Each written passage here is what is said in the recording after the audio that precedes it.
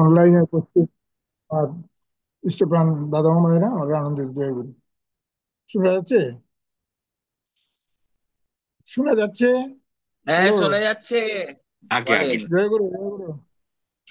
আমি জানি না এটা কি, টপিক্সটা কি। আবার পলাশ বেটা, আবার বলো জিনিসটা কি, এটা টপিক্সটা কি? নাম নাম যশের যশের আশায় আশায় কোনো কাজ কোনো করতে কাজ যাওয়া করতে ঠিক না। হবে। এই কথাটা কিন্তু ঠাকুরের সত্যানুসরণের প্রথম ভাগেই বলা আছে। অর্থ মান যশ ইত্যাদি পাওয়ার আশায় আমাকে ঠাকুর সাজিয়ে ভক্ত হন। ঠিক এই কথাটাই আজকে আমার আলোচ্য সূচি। এই যে আমি যে কাজ করব, মনে করেন আমার মা, একজন মা তার ছেলের যে নিজ হাতে সেবা করে, এখানে কোনো গিভ অ্যান্ড টেকের ব্যাপার নাই। প্রকৃত ভালোবাসা থেকে সেই ব্যাপারটা আসে। মা নিজের হাতে ছেলে পেলের যত্ন করে বলে অশ্রদ্ধা আসে না, তাই অত ভালোবাসা। এখানে ভালোবাসাটা গিভ অ্যান্ড টেকের উপরে নির্ভর করে না, সেটা একটা স্পিরিচুয়াল ব্যাপার। যেন আমার যে মায়ের প্রতি ভালোবাসা, স্বামীর প্রতি ভালোবাসা, উপরন্তু আমার বিশ্ব পিতার প্রতি যে প্রেম, সেটা নিঃস্বার্থভাবে হতে হবে। কোনো কিছু পাওয়ার আশায় আমি ঠাকুরকে ডাকবো, ঠাকুর আমাকে এটা দাও সেটা দাও, এই দাও সেই দাও, আমি তোমাকে ডাকবো, আমি তোমাকে স্মরণ করবো, আমি তোমার বিধিমাফিক চলবো। এখানে কোনো শর্ত নাই। নিঃস্বার্থ ভাবে আমাকে ঠাকুরকে ডাকতে হবে, ঠাকুরকে পেতে হবে। ঠাকুর যা বলেন তাহা অক্ষরে অক্ষরে আমরা যাতে কোনো বিনা শর্তে পালন করে যাই, সেটাই আমাদের করতে হবে। সত্যানুসারে এগুলোর পূর্ণ ব্যাখ্যা আছে। সদ্গুরুর আদেশ পালনের মতো মন্ত্র আর কি আছে? এখানে আমাদের কোনো টার্মস এন্ড কন্ডিশন নেই, কোনো শর্ত নাই। আমি যদি একজন পিতা হই, আমার সন্তানকে আমি যেভাবে ভালোবাসবো, ঠিক আমার বিশ্ব পিতা যিনি, এই বিশ্ব ব্রহ্মাণ্ডের মালিক যিনি, উনি আমাদেরকে কিভাবে আগলে রেখেছেন, এটা যার অনুভূতি একটু একটু তার একটু সামান্য পুরোধার আছে, তাদেরই অনুভবে আছে যে আমরা কিভাবে উনার ইয়েতে আছি। আজকে আমরা এই বাতাস, পানি, মানে বিভিন্ন যে বিনা পয়সায় যে জিনিসগুলো পাইতেছি, তো শুধু তার অবদান, এগুলো আমাদের অনুভবের ব্যাপার। এখানে আমাদের কোনো ইয়ে নাই, শর্ত নাই, নিঃস্বার্থ ভাবে। যাই হোক, আমরা মূল কথাটা হচ্ছে যে আমরা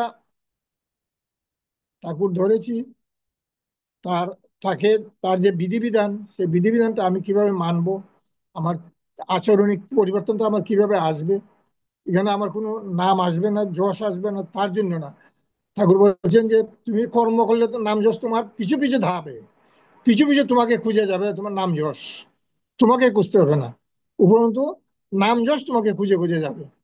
আমরা আসলে অনেক মিন মাইন্ডেড আমরা ইয়ে আছি, যে মিন মাইন্ডেড বলতে এটাই যে আমরা শুধু আমরা কিভাবে আমার আরো যশ হবে, আমার নাম হবে, আমার অর্থ হবে, সেই ইয়েতে আজকে ধারাতে এই সমাজটা চলছে, যার জন্য ঠাকুরের আজকে আগমন করছে।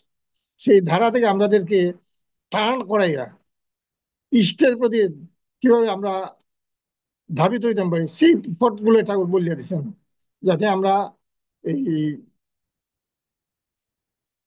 এই ইয়েতে ধরাতে অক্ষয় থাকতে পারি। ঠাকুর বলছেন যে একটা কথা, যে মরণা মেরণা পারত মৃত্যুকে অবলুপ্ত করো।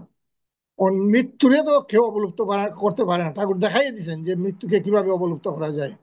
আমাদের এই যে নাম যশ, এটা হইলে খুব ঠুনকো বস্তু। আজকে অনেক অনেক মানুষ আছে, তারা কর্মের মাধ্যমে আজকে তারা অজর অমর হয়ে আছেন। সেই কর্মগুলা যদি তার ইষ্টমাফিক, তার বিধি মাফিক, তার নিয়ম মাফিক করে যাওয়া যায়, তখন মানে আমরা মৃত্যুকে অবলুপ্ত করবো। আমরা এই জন্মই তো শেষ জন্ম না, আমাদের আরো আরো আরো অনেক জন্ম আছে।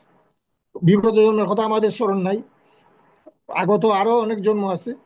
সেই যে আগের যে জন্ম, আগত যে জন্ম, বিগত জন্ম, সবগুলার মাধ্যমে আমাদের যে কর্মটা, কর্মটা যদি আমরা সুন্দর হয়, তখনই আমরা এখানে এই মানব জন্মের যে সার্থকতা, সেটা পরিপূর্ণ হবে। আজকে টপিকটা খুব সুন্দর। তো এই যে আমার নাম, যশ, খ্যাতি, এগুলা আমি আমার কর্মের মাধ্যমে যাতে অর্জন করতে পারি। ঠাকুর শ্রীকৃষ্ণ গীতাতেও কইয়া গেছেন যে তুমি নিষ্কাম ভাবে কর্ম করে যাও, কোনো চাওয়া পাওয়া তোমার থাকবে না। নিষ্কাম কর্মই একমাত্র তোমার ঈশ্বরে ইয়ে করেন, অনুমোদন করেন। নিষ্কাম কর্মটা যাতে আমরা করে যেতে পারি, আমরা আগে যাতে ফল লাভের আশা না করতাম পারি, আমার যশ আসবে, আমার নাম আসবে, খ্যাতি আসবে, এগুলো যাতে আমরা না করতাম পারি, তার জন্য ঠাকুর বারবার সত্যানুসরণের অনেক জায়গায় এই কথাটা বলছেন, বা অগ্রেই সত্যানুসরণের কথা বলছেন। অর্থমান যশ পাওয়ার আছে আমাকে ঠাকুর সে যে বলতাম, সাবধান ও ঠকবে। তোমার ঠাকুরত্ব না জাগলে কি তোমার কেন্দ্র নয়, ঠাকুর নয়। আমার ঠাকুরত্ব জাগাতে হবে। ঠাকুরত্ব কিভাবে জাগাতে হবে? আমাকে দেখেই যেন মানুষ বলতে পারে ও ঠাকুরের মানুষ। আমার আচরণিক পরিবর্তনটা আসবে সেইভাবে। আমার অনেকে বলে, কাকু আপনি ইটা করেন কেন, এই করেন সেই করেন। আরে অমুকে তো আমার এই কথা হচ্ছে, আরে বাবা এই কথা হচ্ছে, আমার কি হয়েছে, সমস্যা নাই। আমি আমার ইয়েতে, নীতিতেও অটল থাকবো। আসলে এই কথাগুলোই আমরা আমাদের জীবনে যদি প্রতিফলিত করতে পারি, তখনই আমাদের ঠাকুর ধরাটা সার্থক হবে।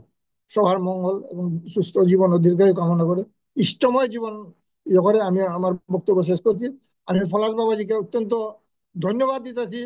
আমাদের সাসনা সৎসঙ্গ বিহারের যে অর্ঘ্যের যে সংগৃহীত, সংগ্রহের জন্য যে সে বিপরীত আছে, আমি তারে ইয়ে করতাম পারি, ছোট করতাম চাই না ধন্যবাদ দিয়ে যদিও, কিন্তু তার যে এনকারেজ করা, উৎসাহ দেওয়ার যে যে এই ভাষা আমার নাই। আর সিলেট সৎসঙ্গ বিহারও একটা জায়গা কিনা হয়েছে 1,60,00,000 টাকায়, 1 কেয়ার জায়গা। এখানেও কালেকশন চলতেছে। আজকেও প্রায় 70-80 হাজার টাকার মতো ইয়ে করা হয়েছে, কালেকশন করা হয়েছে। এইভাবে যদি আমরা প্রত্যেকেই নিঃস্বার্থভাবে তার কাজে লেগে থাকতে পারি, তখনই আমাদের মানব জীবনটা সার্থক হবে। জয় গুরু।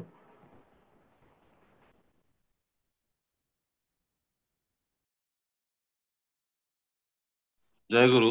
আমাদের করুণা সুন্দর দাদা, জয় গুরু।